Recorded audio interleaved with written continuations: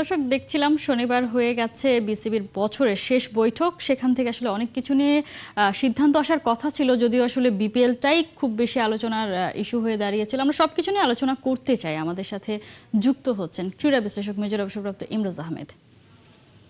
ইমরোজ আহমেদ, শুভ সকাল, স্বাগত একাত্তরের খেলাযোগে। কথা তো ছিল আসলে বিসিবির বৈঠক থেকে, এই বৈঠক থেকে অন্তত সাকিব তামিম ইস্যুতে একটা সিদ্ধান্ত আসবে। আরেকটা যেটা গুরুত্বপূর্ণ ছিল সেটা হচ্ছে অধিনায়কত্ব নিয়ে কোনো একটা সিদ্ধান্ত আসবে, কারণ চ্যাম্পিয়ন্স ট্রফির জন্য সময় আসলে খুব বেশি নেই। সেখান থেকে এখনো পর্যন্ত এই জায়গা দুটোতে ধোঁয়াশা রয়েই গেল। আরেকটু আমি একটু জানতে চাই যে বিসিবি সভাপতি বলছেন সাকিবের ব্যাপারে কোনো আপডেট তার কাছে নেই। এই বিষয়টা আপনি কিভাবে দেখছেন? নেই মানেটা কি, বা থাকাটা জরুরি ছিল কিনা? ধন্যবাদ কণা। শুভ সকাল কণা। দেখুন, সাকিব তামিমের ইস্যুটা এখন এমন একটা পর্যায়ে পৌঁছে গেছে, সেটা নিয়ে আসলে আমাদের আলোচনা হয়তোবা সমাপ্তের পথে চলে আসছে। কারণ অনেক দিন হয়ে গেছে, একটা দোদুল্যমান অবস্থায় আছে। তামিম তো সেই বিশ্বকাপের আগের থেকে তাকে আমরা পাচ্ছি না। আর সাকিবের যে পরিস্থিতি, সেই পরিস্থিতিতে আমার মনে হয় এখন একটা চূড়ান্ত সিদ্ধান্তে তাদের আসতে হবে। But it is good to see যে তামিম এনসিএল খেলছেন এবং বেশ রান পাচ্ছে। আপনাদের রিপোর্টেও দেখলাম যে সেই হিসাবে তামিম যদি যোগ্য হিসাবে নিজেকে ফেরত আনতে চান, এবং আমাদের নির্বাচক যারা আছেন তাদের যদি বিবেচনায় তিনি আসেন, আমার মনে হয় তামিম ফিরতেই পারেন। বাট হয়তো অন্য কোনো বাধা না থাকলে Tamim could still probably contribute. তার অভিজ্ঞতা এবং তার স্কিল যেটা আছে সেখান থেকে তামিম আসতেই পারেন। But depends. আমরা এখনো দেখেছি আমাদের ওয়ানডেতে, টেস্টে, সব জায়গায় কিন্তু আমরা দেখছি ওপেনিং স্লটে আমরা সবসময় সাফার করছি। তো সেই জায়গাটায় তার বিবেচনায় আসতে পারে। সাকিবের ব্যাপারে যদি আমি বলি, সাকিব নিজে একজন কিন্তু দুর্দান্ত প্লেয়ার, এটা আমরা সবাই স্বীকার করি। কিন্তু তার অন্যান্য কিছু কর্মকাণ্ডের জন্য তার যে পরিস্থিতি তৈরি হয়েছে, সেখান থেকে তার সাথে অ্যাড হয়েছে এখন ইসিবি তাকে নিষেধাজ্ঞা দিয়েছেন আন্তর্জাতিক খেলায়। তার বোলিং অ্যাকশন নিয়েও কথা হয়েছে, সেগুলা নিয়েও সবকিছু মিলিয়ে সাকিবের যে পরিস্থিতি, এবং সাকিব অনেকদিন থেকে দলের সাথে নাই, এবং সেই কারণে সাকিবের পরিস্থিতি এখন কোথায় যাবে, তিনি কি বিপিএল এ খেলতে আসছেন, তিনি কি আসছেন না, সবকিছু দোদুল্যমান অবস্থায় থাকাতে তাকে দলে নেওয়ার বিষয়টাও কিন্তু তেমন ভাবেই কিন্তু ঝুলে আছে। তা আমার মনে হয় এটা একটা চূড়ান্ত সিদ্ধান্ত হওয়া উচিত, okay Shakib, you are no more with the team.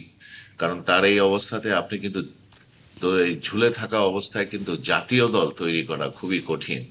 আমি অস্বীকার করব না তার স্কিল, তার রেপুটেশন, তার খেলার ধরন সবকিছু মিলে তিনি হয়তোবা আরো কিছুদিন আমাদের দলকে সার্ভিস দিতে পারতেন। তার জায়গাটা এখনো সম্পূর্ণভাবে পূরণ হয় নাই। কিন্তু সার্বিক পরিস্থিতির বিবেচনায় আমার মনে হয় না একজন প্লেয়ারকে এতদিন আপনি বাইরে রেখে জাতীয় দলে ইনক্লুড করবেন, when it is specially the cricket. ফুটবলে অনেক সময় আমরা দেখেছি অনেকে বাইরে খেলেন, অনেক জায়গায় খেলেন, হুট করে এসে দলে জয়েন করে যান। কিন্তু ক্রিকেটের জেলিং এর জন্য ক্রিকেটের দলের সাথে থাকাটা ঠিক এই সাংঘাতিক ভাবে জায়গাটাতেই জরুরি। ইমরোজ আহমেদ আসলে জিজ্ঞাসা করতে চাই যে টিম বন্ডিং এর একটা ব্যাপার আছে, এবং আরো যদি বলতে চাই টিম কম্বিনেশনের ব্যাপার আছে। যেহেতু হাতে সময় 2 মাসেরও কম, আমরা আসলে কেমন দলটা নিয়ে চ্যাম্পিয়ন্স ট্রফি খেলতে যাব, যাদের বিপক্ষে খেলবো তাদের বিপক্ষে আমাদের স্ট্র্যাটেজি কেমন হওয়া লাগবে, আমাদের টিমটা কেমন ভাবে সাজাবো, সেটার জন্য হলেও তো আমাদেরকে একটা ডিসিশনে আসা উচিত। আমি মনে করি তাদের চূড়ান্ত সিদ্ধান্ত নয়, বলা দেওয়া উচিত। আমার মনে হয় ওনারা এখনো কেন সিদ্ধান্ত নিতে পারেন না, এটাও আমার একটা আশ্চর্যের বিষয় লাগছে। কারণটা হচ্ছে, এটা যখন আমরা জাতীয় দল নিয়ে কথা বলি, তখন আমাদের একটা চূড়ান্ত সিদ্ধান্ত নিতে হবে। তবে সাকিবের এই পরিস্থিতির উদয়ের আগেও আমি ওনার প্রতি সম্মান রেখে বলতে চাই যে ওনার এর আগেও অনেক সময় আমরা দেখেছি উনি টেস্ট খেলবেন, ওয়ানডে খেলবেন না, টি-20 খেলবেন, অনেক রকমের ঝামেলা হয়েছে। বাট তখন পরিস্থিতি অন্যরকম ছিল। তাকে সবসময় আপনাকে বিবেচনায় রাখতে হতো, এবং বিবেচনায় রেখে তাকে আমরা দেখেছি প্র্যাকটিস না করে হঠাৎ করেই উনি, সব টিম চলে যাওয়ার পরে ওনাকে দলে নেওয়া হয়েছে, উনি প্র্যাকটিসে যান নাই, টিমে যান নাই, তারপরে নেওয়া হচ্ছে। এখন কিন্তু তেমনটা হওয়ার না, নতুনদেরকে সুযোগ দিতে হবে আমি ব্যক্তিগতভাবে মনে করি। এবং নতুনদেরকে সুযোগ দিতে হলে একটা চূড়ান্ত সিদ্ধান্ত তামিমের ব্যাপারে নিতে হবে। এবং ওনাকে আমরা সম্মান করেই বলতে চাই, উনি রিটায়ার করতে চাইলে ওনাকে যে কোনো জায়গায় যে কোনো ভাবে যদি সুযোগ আসে, সেই জায়গায় ওনাকে করার সুযোগটা দেওয়া যেতে পারে হয়তোবা, বাট বাংলাদেশে যেহেতু একটা একটা আলোচনায় আসলে বা পরিস্থিতি। একটা সিদ্ধান্তের সময় আসলে হয়ে গেছে, আমরা আসলে দুজনেই যেটা বলছিলাম। আরো একটা সিদ্ধান্ত এখনো বাকি, সেটা হচ্ছে ক্যাপ্টেন্সি। কার ক্যাপ্টেন্সিতে বাংলাদেশ চ্যাম্পিয়ন্স ট্রফিতে খেলবে? আমরা অনেকদিন থেকেই শুনছিলাম শান্ত আসলে কমফোর্টেবল ফিল করছেন না তিনি আসলে 3 ফরম্যাটের ক্যাপ্টেন্সি নিয়ে। সেদিক থেকে শান্ত এই সিদ্ধান্তও কিন্তু আমরা আসলে পেলাম না। আমরা তো আলটিমেটলি আপনার সাথেও এর আগে অনেকবার কথা হয়েছে যে আমরা ক্যাপ্টেন্সি দিতে গিয়ে পারফর্মার শান্তকে আমরা হারিয়ে ফেলেছি। সে বিবেচনায় আসলে এটাও তো একটা দোদুল্যমান অবস্থায় আছে। কারণ দেখুন, ক্যাপ্টেন্সি একটা গুরুত্বপূর্ণ বিষয় কিন্তু একটা দলের জন্য, এবং ক্যাপ্টেন্সি অনেকে এনজয় করেন এবং সাথে পারফর্ম করেন, এবং ক্যাপ্টেন্সি অনেক সময় দেখা যায় যে অনেকের পারফরমেন্সকে দাবিয়ে রাখে এবং অনেক পারফরমেন্স নষ্ট হয়ে যায়। আমাদের দেশের দলে কিন্তু আমরা অনেকবার দেখেছি এই একই রকম পরিস্থিতির উদয় হওয়ার জন্য। এবং শান্ত যখন ব্যক্তিগতভাবে যখন বলেছেন উনি আর করতে চান না, ওনার উপরে জোর করে এই 3 ফরম্যাটের ক্যাপ্টেন্সি হঠাৎ করেই যখন আমরা চাপিয়ে দিলাম, তখনও কিন্তু আপনার সাথেই আমার বোধহয় কথা হচ্ছিল, আমি বলেছিলাম এই কাজটা করা ঠিক হয়নি। বাট আমি জানি না, বিসিবি যখন সিদ্ধান্ত নিয়েছেন তখন তাদের হয়তো আর কোনো উপায় ছিল না, শান্তকে পেয়েছেন, তারা শান্তকেই দিয়েছেন। বাট আমি মনে করি এই এখন যে এই পরিস্থিতিটা উদ্ভব, আমরা যে পরিস্থিতির সম্মুখীন হচ্ছি, এখানে জরুরিভাবে আমাদের একটা সিদ্ধান্ত নেওয়া উচিত। কারণ একজন ক্যাপ্টেন যখন দল নিজের করে নেন, তখন তাকে অনেক রকম নিজস্ব পরিকল্পনাও থাকেন, ওনার নিজস্ব কিছু চিন্তা ভাবনা থাকেন। সেই জায়গাগুলোতে হঠাৎ করে আপনি সকালে বললেন কালকে আপনি ক্যাপ্টেন, এটা পাড়া মহল্লার খেলার মতন হয়ে যাবে, কিন্তু জিনিসটা তেমনটা হওয়া উচিত না। ক্যাপ্টেনের সাথে কোচের একটা আন্ডারস্ট্যান্ডিং থাকতে হবে, সিলেক্টরদের সাথে কিছুটা তার মত বিনিময়ের সুযোগ থাকে, এবং দলের সাথে তার দলটাকে তার আয়ত্তে নিয়ে তার সাথে একটা সুন্দর সমন্বয় করা অনেকগুলা বিষয় থাকে। এবং সেই জায়গা থেকে আমি মনে করি যে আমরা দেখলাম ওয়েস্ট ইন্ডিজে যে আমরা মিরাজকে দেখলাম, আমরা দেখলাম লিটন দাসকে আবার ফিরিয়ে নিয়ে আসার জন্য। লিটন দাস এখনো অফ ফর্মে আছেন। লিটন দাসকে আপনি ক্যাপ্টেন্সি দিলে লিটন দাস যদি ফিরে আসতে না পারেন, আমার মনে হয় লিটন দাসের ক্যারিয়ারটাই শেষ হয়ে যাবে। Miraz is the only choice probably এখানে দেখা যাচ্ছে, যিনি যথেষ্ট ভালোভাবে নিজেকে খেলছেন এখনো। সেই বা জায়গায় সে আসলে আমাদের কাছে চাপটা সামলে সেটা নিতে পারে। বাংলাদেশ দলের ক্যাপ্টেন হওয়ার যে একটা বাড়তি চাপ থাকে, সেই জিনিসটা মিরাজ আবার খুব দ্রুত নিজের মধ্যে আসলে সেটা তিনি আসলে নিতে পারেন। সেই জন্যই হয়তো এই রেসে যাকেই আসলে জিজ্ঞাসা করা হচ্ছে সবাই মিরাজের নামটাই সাজেস্ট করছেন। দেখা যাক আসলে আলটিমেটলি নিশ্চয়ই সিদ্ধান্ত তো নেয়াই হবে। এখন আসলে যেটা মূল আলোচনার বিষয়, বিপিএল একদমই দরজায় কড়া নাড়ছে। এইবারের বিপিএলকে নিয়ে অনেক আয়োজন আমরা দেখতে পাচ্ছি। ইয়াং জেনারেশনকে আরও কিভাবে কানেক্টিভিটিটা আরও বাড়ানো যায় সেটা নিয়ে আমরা দেখতে পাচ্ছি। শহরে ট্রফি ট্যুর হচ্ছে, যেটা আসলে আমরা কখনো আগে দেখতে পাইনি। কনসার্ট হওয়া, 3 শহরে কনসার্ট হওয়া, সব কিছু মিলে এবারের বিপিএল নিয়ে আপনার কি প্রত্যাশা? চাকচিক্য তো ঠিক আছে গনা, বিপিএল এর মেন উদ্দেশ্য হচ্ছে বিপিএল থেকে আমরা টি-20তে কি রকম আশানুরূপ কোন ফলাফল পাওয়ার কোন পন্থা বের করতে পারছি কিনা। বিপিএল এর সবচেয়ে বড় জায়গাটা যেটা ছিল সেটা হচ্ছে যে আন্তর্জাতিক মানের বিপিএল আমরা করতে পারছি কিনা। আন্তর্জাতিক মানের প্রথম শর্ত হচ্ছে কত ভালো প্লেয়াররা এখানে খেলতে আসছেন, এবং তাদেরকে যেভাবে আমরা সম্মানী দেই সেই সম্মানীটুকু তাদের কাছে সঠিকভাবে পৌঁছেছে কিনা। এই কতগুলা বিষয় ছিল মেইন। চাকচিক্য তো থাকবেই কনা, আপনি কনসার্ট করবেন, আপনি পোস্টারিং করবেন, আপনি বাণিজ্যিক কারণে অনেক কিছু করবেন, সেই জায়গাগুলা হয়তোবা একটু আমরা দেখছি।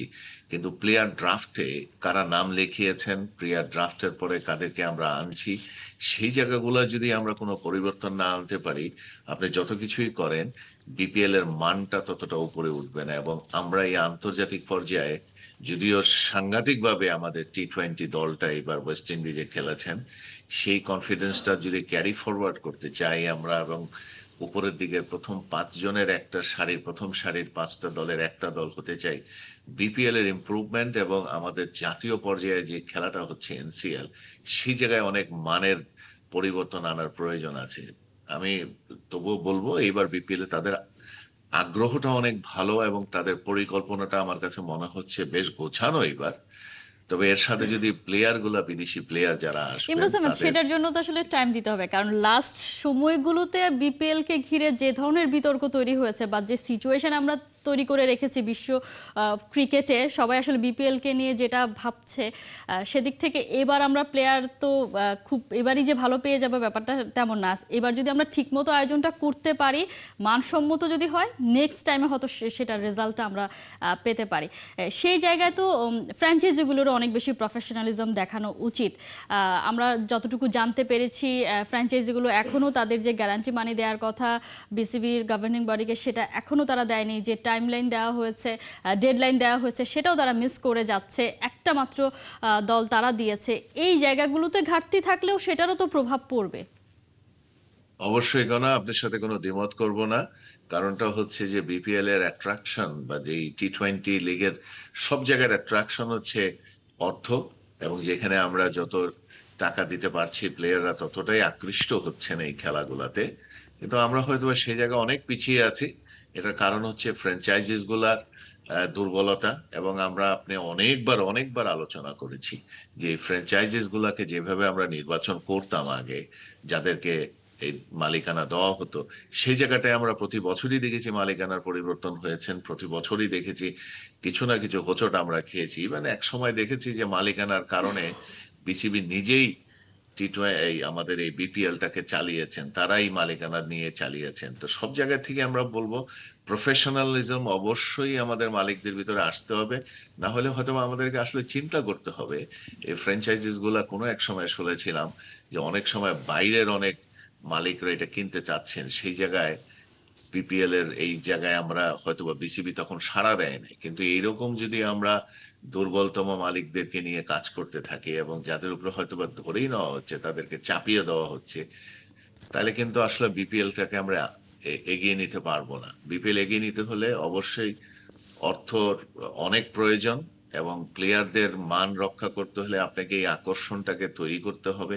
একই সাথে মালিকদের কিছুদিন আলোচনা শুনছিলাম যে তাদের সাথে প্রফিট শেয়ারিং এর কথা নিয়ে তারা আলোচনা করছিলেন, কিন্তু আবার একইভাবে শুনছিলাম তাদের যে গ্যারান্টি মানি 8 কোটি টাকা দেওয়ার কথা ছিল ব্যাংক গ্যারান্টির, সেই টাকাটা পর্যন্ত দেয় না, এবং এটা সম্ভবত কমিয়ে এনে 3 কোটি টাকাতে করেছেন। সেই জায়গাটাও হয়তো বা বিপিএল এর দলগুলা থেকে এখনো তেমনটা সাড়া পাওয়া যায় নাই। কারণ আমার মনে হচ্ছে যে বিসিবি নিজেই একটু চাপে আছেন। মালিকানা না থাকলে হয়তোবা দেখা যাবে যে টিমের সংখ্যাই কমে যাবে। এই জায়গাতে বিসিবির অনেক কাজ করার সময় আছে, এবং আমাদের যারা বিত্তবান লোকজন আছেন, যারা ক্রিকেটকে ভালোবাসেন, যারা এটার সাথে সংশ্লিষ্ট হতে চান, তারা আসলে সঠিকভাবে যদি এটার সাথে সংশ্লিষ্ট হয়ে উদারভাবে যদি এইটা নিয়ে কাজটা করেন, আমরা হয়তো একটা বিশ্বমানের বিপিএল আমরা দেখতে পারবো। কারণ বিপিএল এর শুধুমাত্র কনসার্ট এবং এই আপনার মার্কেটিং